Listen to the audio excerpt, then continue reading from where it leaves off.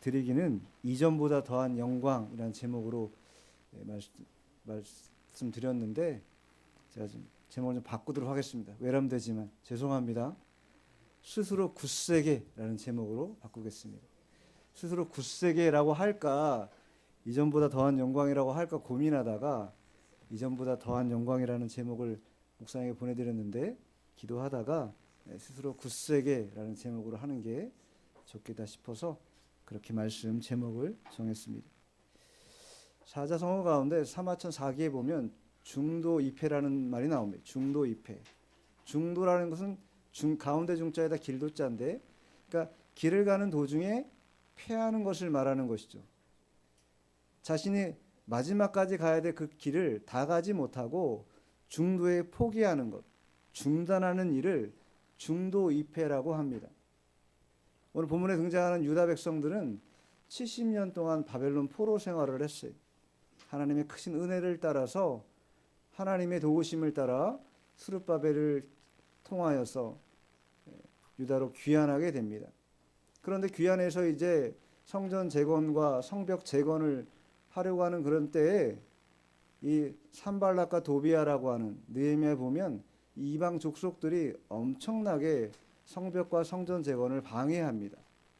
그래서 그 방해가 결국은 성전 재건에 중단하는 그런 요인이 되었고 대략 16년 동안 성전 재건이 중단돼 있었어요. 16년 동안 중단돼 있던 성전 재건, 이것을 다시 한다라는 게 그렇게 쉬운 일은 아닐 것입니다. 하나님께서 은혜를 베풀어 주셔서 구약 성경의 제일 마지막 세 권이 나오는데 맨 마지막이 말라기죠. 그 전에 뭡니까? 스가랴죠. 그 앞이 뭐예요?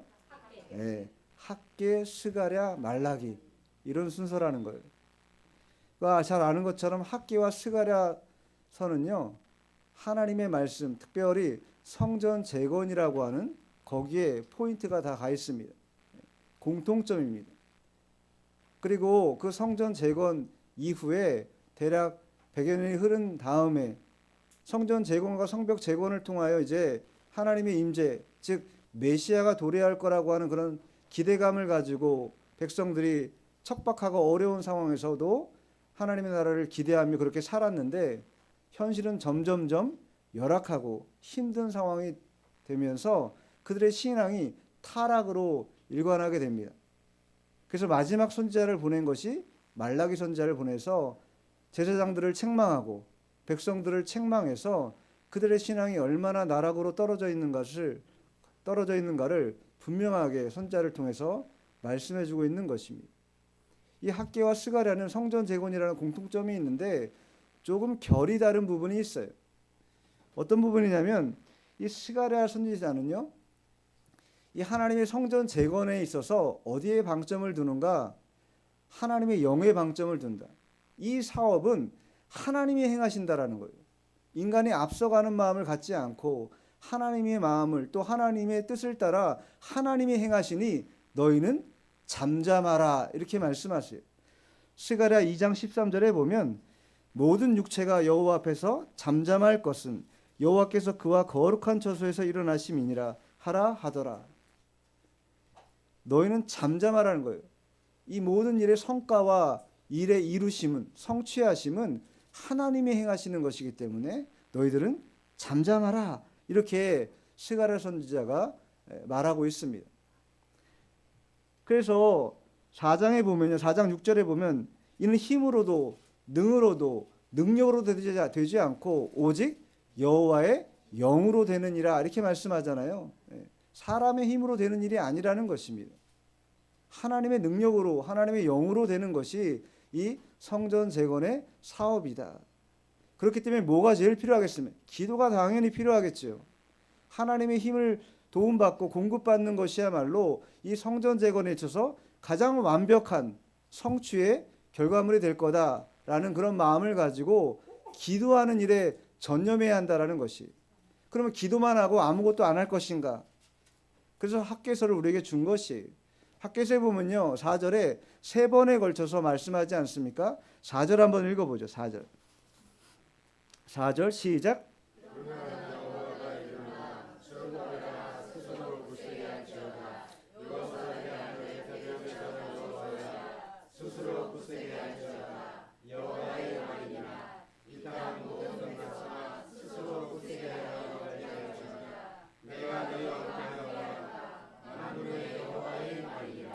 만군의 여호와의 말씀이 3번에 걸쳐서 반복되고 있습니다.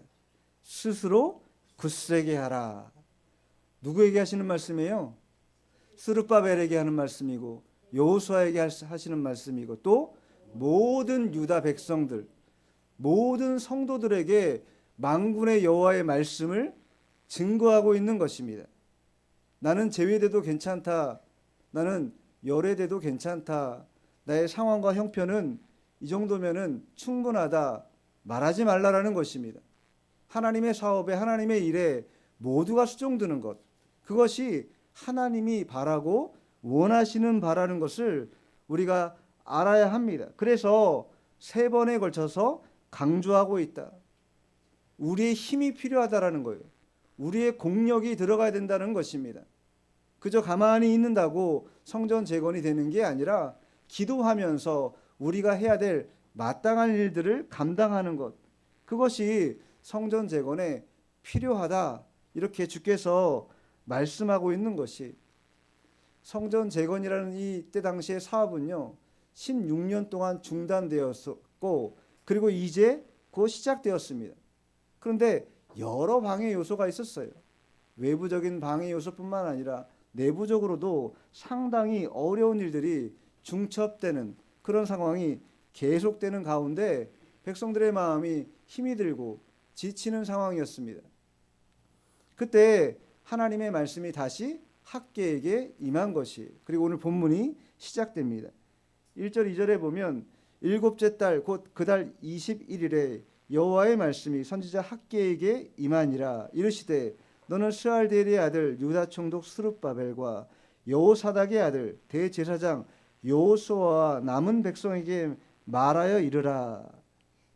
학개는 4편의 설교로 구성되어 있는데 이 첫 번째 설교가 1장 1절로 11절까지 말씀이에요. 이 말씀은요. 책망을 주로 다루고 있습니다. 어떤 책망을 하고 계신가? 9절에 보면요. 1장 9절입니다. 너희가 많은 것을 바랐으나 도리어 적었고 너희가 그것을 집으로 가져갔으나 내가 불어버렸느니라. 나 만군의 여호와가 말하노라. 이것이 무슨 까닭이냐? 내 집은 황폐하였으되 너희는 각각 자기의 집을 짓기 위하여 빨랐음이라. 그러므로 너희로 말미암아 하늘은 이슬을 그쳤고 땅은 산물을 그쳤으며 내가 이 땅과 산과 곡물과 새 포도주와 기름과 땅의 모든 소산과 사람과 가축과 손으로 수고하는 모든 일에 한재를 들게 하였느니라. 하나님의 일을 역동적으로 잘 감당해야 됨에도 불구하고 그들의 마음이 주저앉아 있었어요.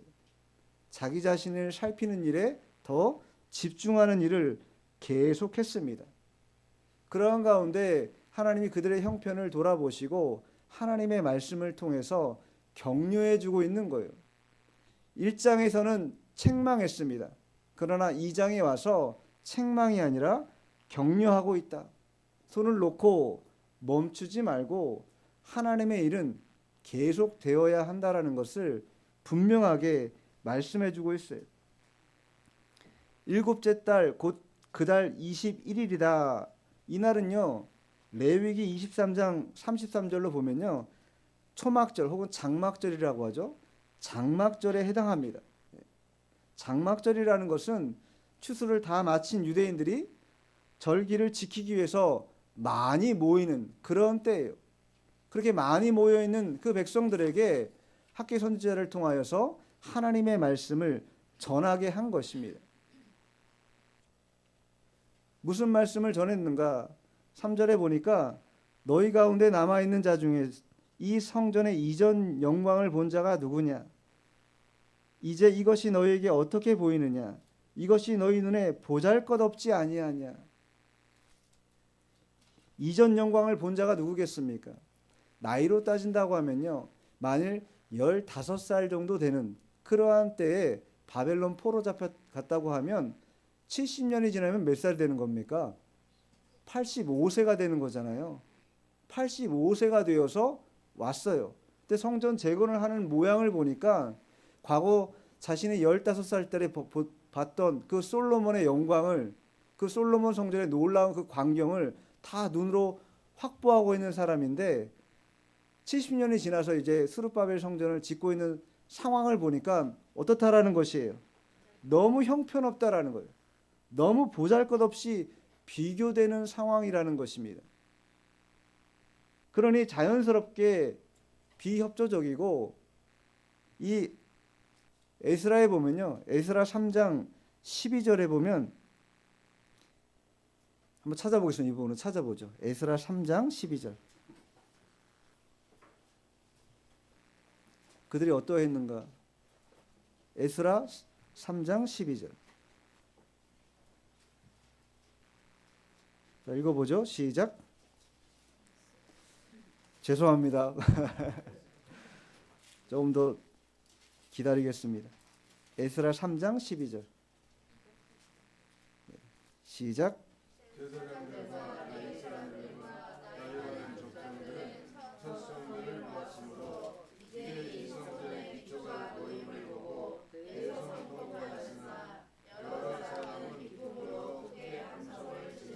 두 가지 양상이 나타났습니다. 어떤 사람들은 대성통곡하고 어떤 이들은 크게 기쁨으로 환성을 질렀어요. 누구겠습니까? 솔로몬의 성전을 본 사람들, 본 이들은 너무 슬픈 거예요. 이렇게 초라한 성전을 짓는 것인가? 근데 젊은 세대들, 솔로몬 성전을 보지 못한 세대들은 어땠습니까? 해방된 것도 기쁨뿐만 아니라 성전이 다시 세워지는 것에 기쁨을 감출 수 없었다라는 거예요. 이런 희비가 교차되는 상황이 벌어진 거예요. 그런데 얼마나 이 상황이 묘한 상황이겠어요. 기쁨은 다 같이 기쁘면 좋겠는데, 슬픔은 다 같이 슬프면 좋겠는데, 어떤 이들은 기뻐하고 어떤 이들은 슬퍼하는 그런 상황이 벌어졌다라는 거예요. 하나님께서 지금 짓고 있는 이 스룹바벨 성전이 어떤 사람들에게 볼 때는 보잘것없는 것처럼 보여지는지 모른다.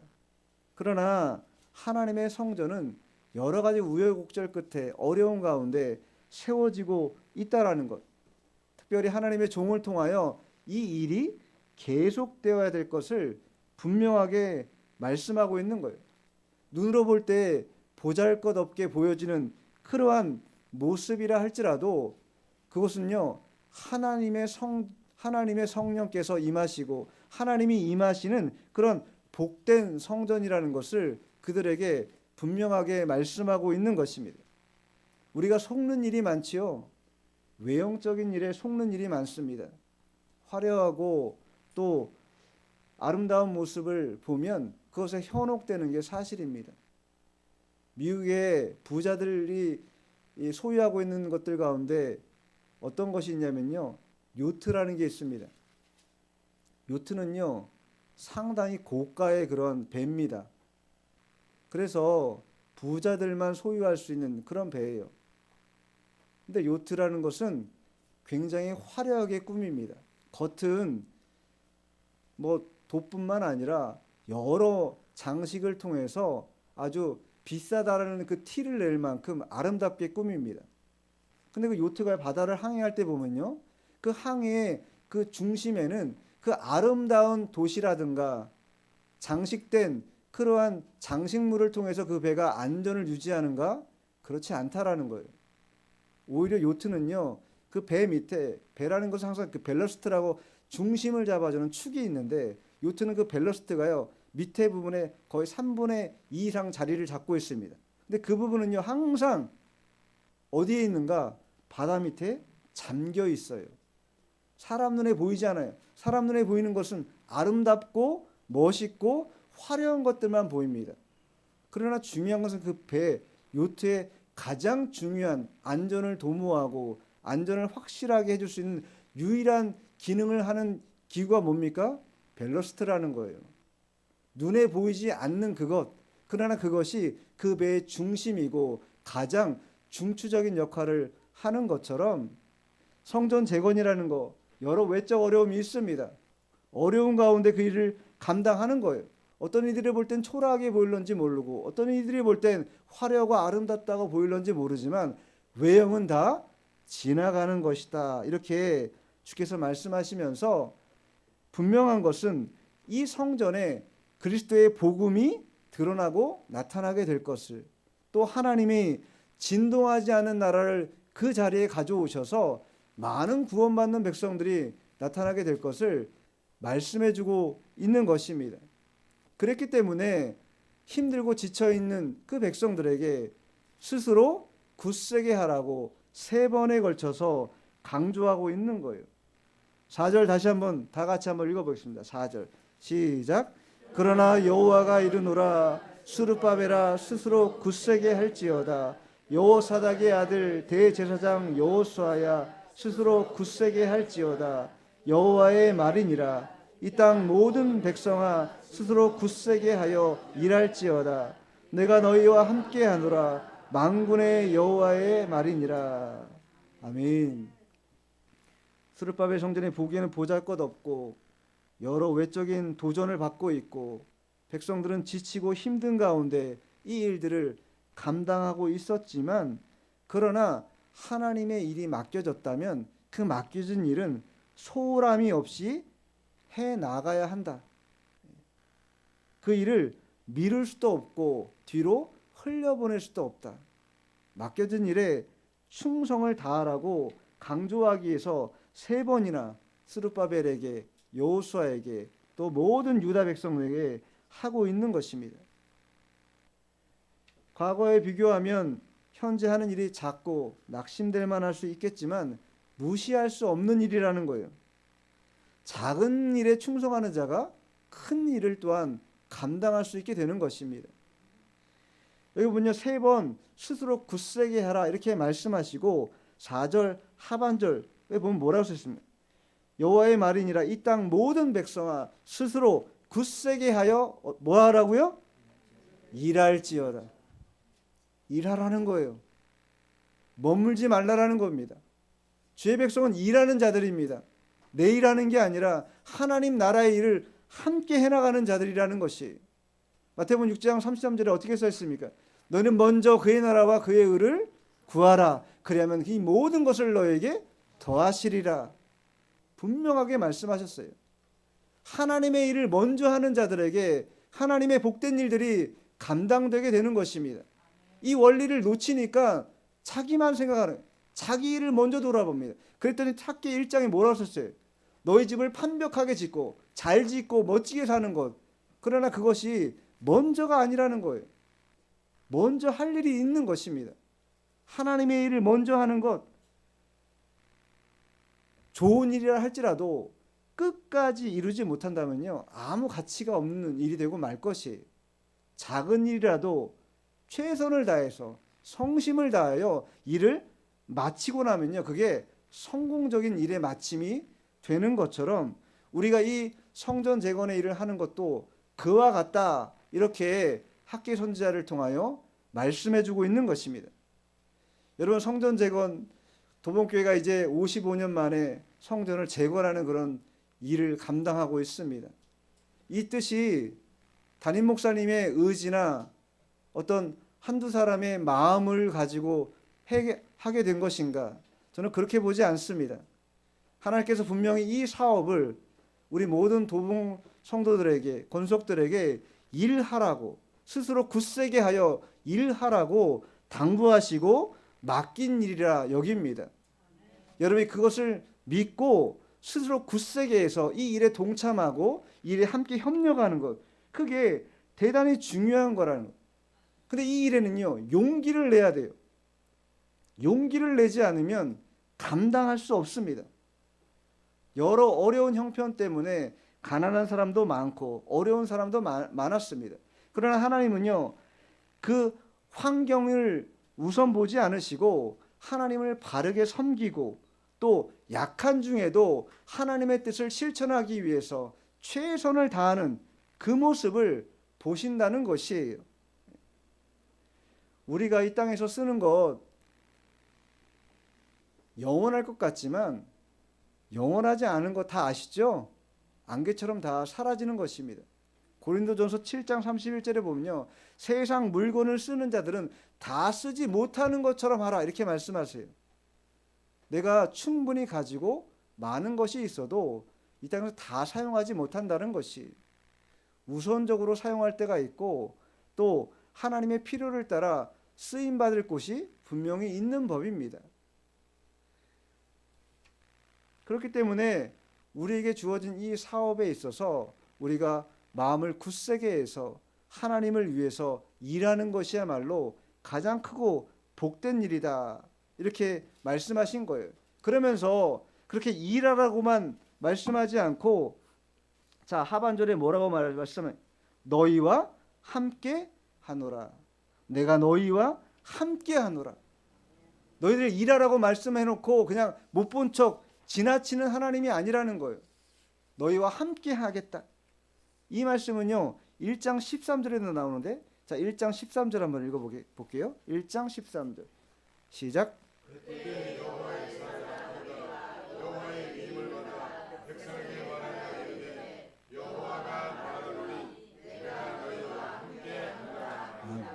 아멘. 내가 너희와 함께 하노라. 우리가 하나님의 일을 할 때에 스스로 굳세게 감당하겠지만 그 감당하다 보면요. 하나님께서 우리에게 좋은 여건을 허락하신다라는 거예요. 왜? 일하는 것을 기뻐하시기 때문입니다. 일하는 것을 기뻐하시기 때문에 감당하면 감당할수록 어려운 여건 중에도 불평하지 않고 순종하는 자들에게 하나님이 복을 내리신다라는 거예요. 이 마게도냐 지역에 있던 교회들은요. 상당히 큰 환난과 고통을 받았습니다. 근데 바울 사도를 통해서 연락받기를 예루살렘 교회가 상당히 어렵고 이 기근으로 말미암아 고통을 당한다라는 소식을 들었어요. 이미 그 소식은 고린도 지역에 먼저 전해져서 그 아가야 지방에 있는 그 지역에 이 예루살렘 교회가 힘드니 우리가 연보로 도와주자라고 하는 소식을 아가야에서 한다라는 소식을 이 마게도냐 지역에 있는 교회들이 들은 거예요. 그리고 그 소식을 듣자마자 그들이 어떠한 마음의 스탠스를 가졌는가?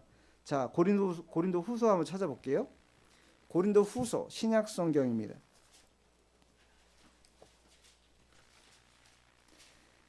고린도 후서 8장 제가 가진 성경으로 295쪽인데 294쪽이나 5쪽입니다. 고린도 후서 8장 2절로 4절까지 다 같이 읽겠습니다. 고린도 후서 8장 2절로 4절 시작.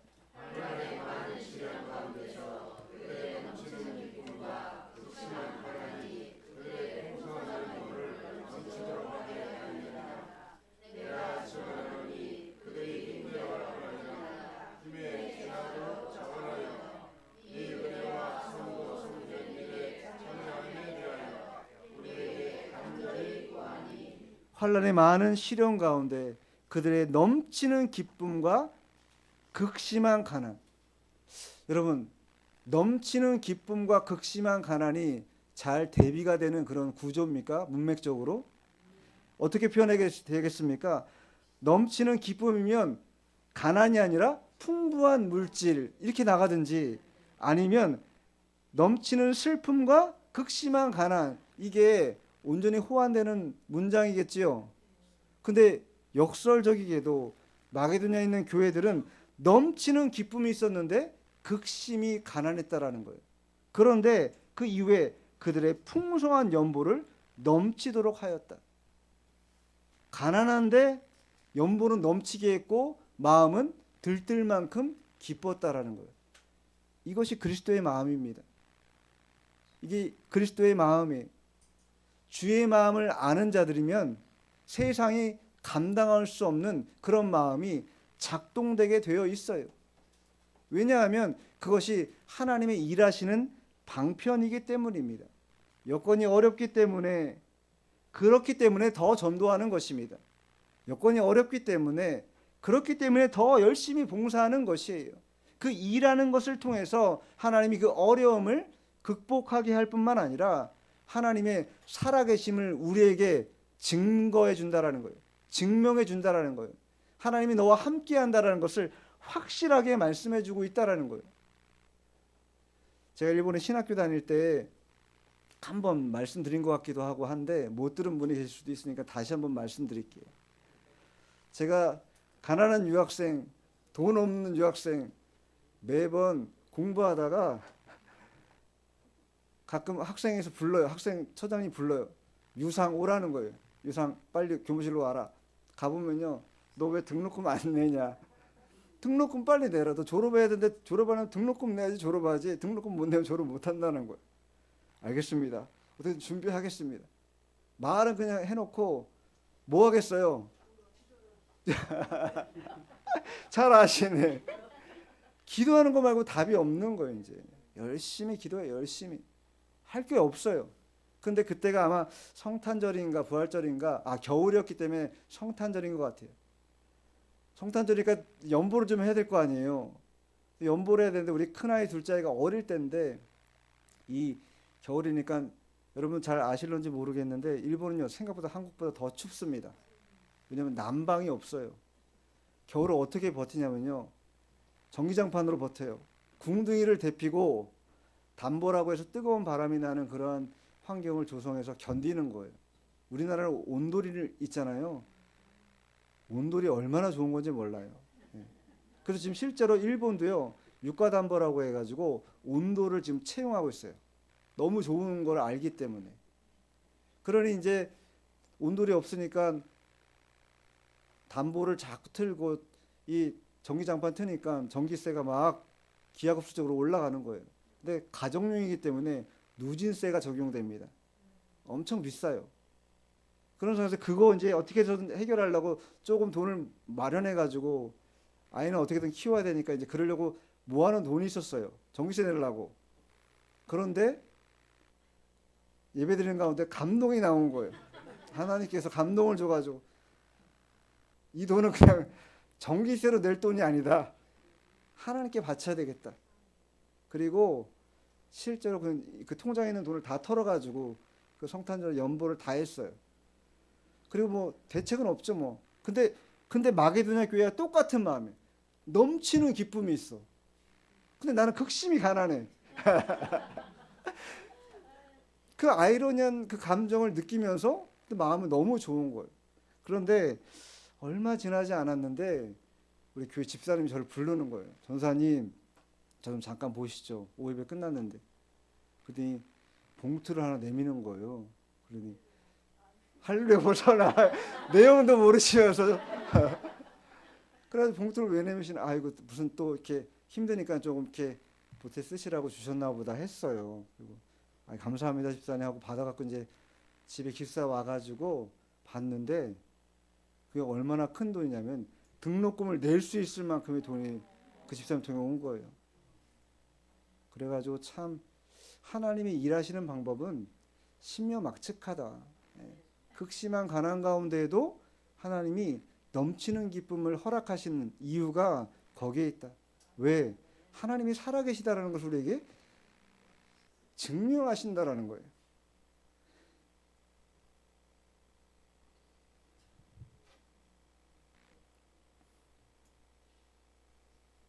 하나님 살아계십니다, 여러분. 분명 일하십니다. 그것을 아시고 우리가 하나님께 맡겨진 이 일들에 있어서 주저할 필요가 없는 것이, 하나님 분명히 증거하시기 때문에 그 증거를 우리가 보고자 한다면 작은 일이라도 자신에게 맡겨진 일에 충성을 다하고 힘을 다하면요, 그것이 우리에게 전화위복으로 유익으로 되돌아오게 마련이에요. 지금 여러 가지 어렵고 힘든 상황입니다.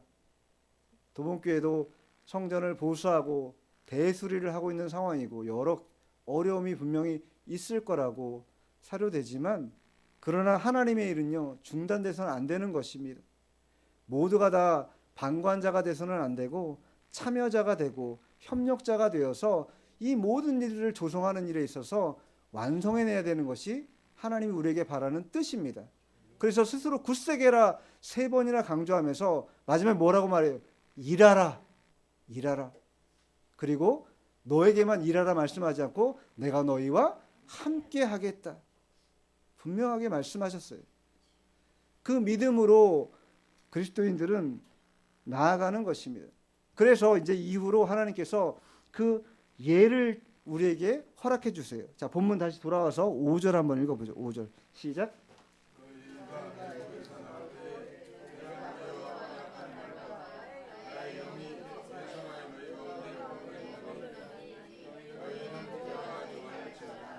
언약의 말씀과 성령이 함께 하시는 그 일이 있기 때문에 너희는 두려워하지 말라는 거예요. 이미 출애굽 당시에 위대한 하나님의 역사를 보지 않았느냐? 40년 동안 굶은 자가 있느냐? 발이 부르튼 자가 있느냐? 옷이 헤어진 자가 있느냐? 모두가 다 하나님의 놀라운 보호하신 가운데 능히 건짐받고 살아나는 역사가 그들에게 이미 있었다라는 것을 다시 증명해 보여주고 있다라는 거예요. 하나님의 영이 너희들을 가만히 놔두지 않는다라는 거예요.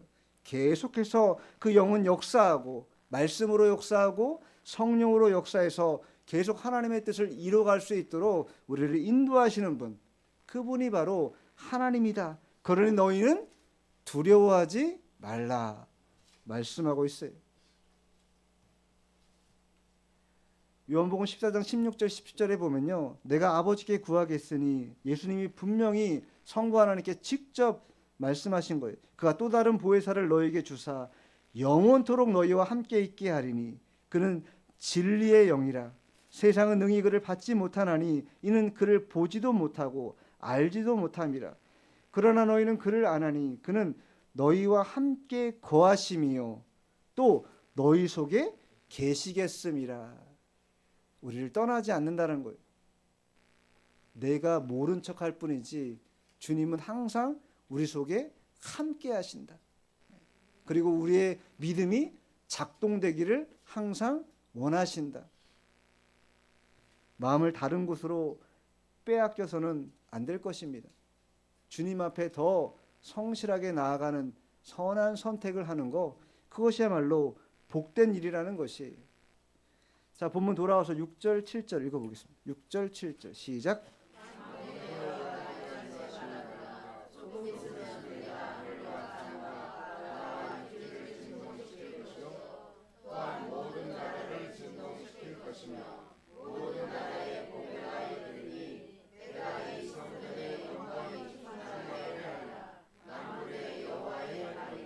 모든 나라의 보배가 이른다.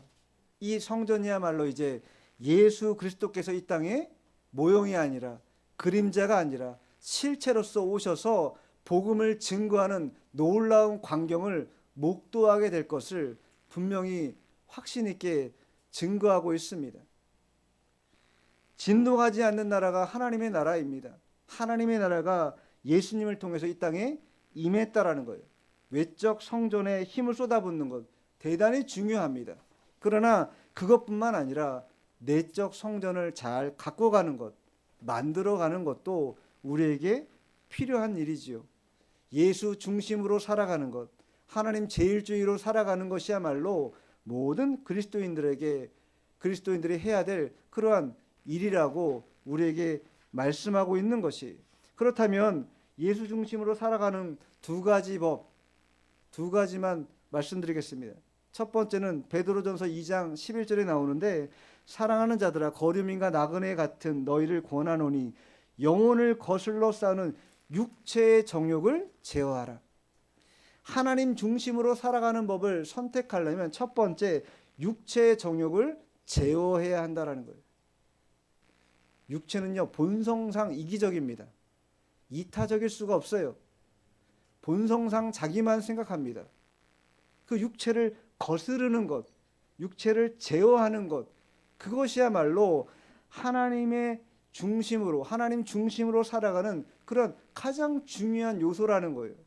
나를 처복종시키고 나를 부인하고 주님의 뜻을 관철하기 위해서 나를 내어드리는 것, 그것이 첫 번째입니다. 자, 두 번째는 더 중요한데, 두 번째는 다 같이 한번 찾아보겠습니다. 갈라디아서 6장 2절 찾아보세요. 갈라디아서 6장 2절.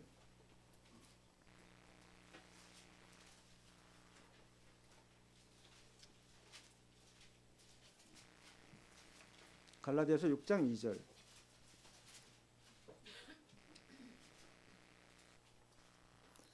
다 같이 읽죠. 시작.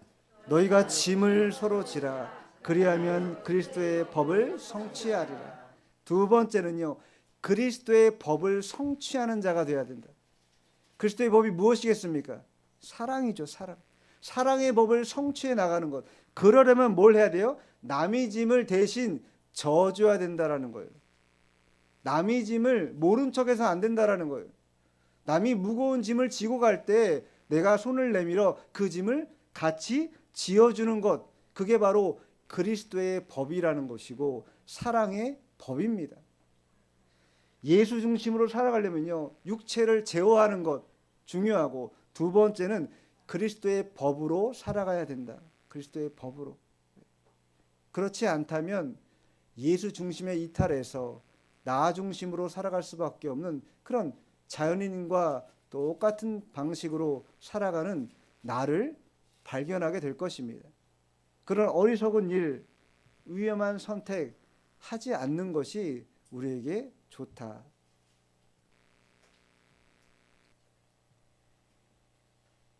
마지막 8절 9절에 보면 은도 내 것이요 금도 내 것이니라 만군의 여호와의 말이니라. 이 성전의 나중 영광이 이전 영광보다 크리라. 만군의 여호와의 말이니라. 내가 이곳에 평강을 주리라. 만군의 여호와의 말이니라. 은과 금으로 화려하게 치장하지 않은 그런 스룹바벨 성전, 노인들이 볼 때 통곡할 만큼 그러한 보잘것없는 성전, 그러나 외형이 아닌 그 속에 하나님의 임재와 하나님의 선하신 뜻이 담겨진 그 성전이야말로 가장 귀하고 가장 아름다운 성전이 될 것입니다. 도봉교회가 이제 55년을 지나 또 다른 새로운 50년을 맞이하기 위해서 교회를 재건하고 보수하고 있는 것으로 알고 있습니다. 공사가 아주 안전하게 잘 진행되고 있지요. 도봉에 있는 모든 권속들은 이 믿음 안에서 이 성전의 재건이 온전히 이루어질 때까지 자기에게 맡겨진 일을 감당해야 될 것입니다.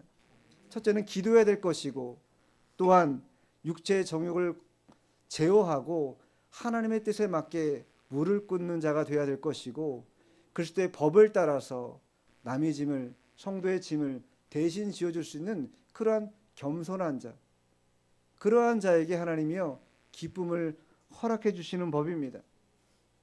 선한 마음을 품고 선한 일을 감당하면요, 그게 무엇이 되는가? 덕이 됩니다.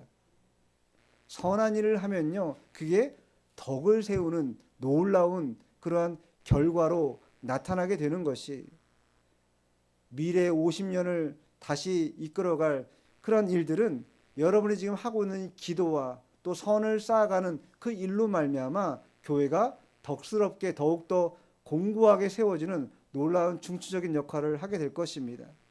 오늘 이 본문의 말씀 제목처럼 스스로 굳세게 해서 언제나 주님을 바라보며 예수 중심으로 살아가는 우리 모두가 되어야 되겠습니다. 기도하겠습니다. 하나님 아버지, 은혜와 사랑을 감사합니다.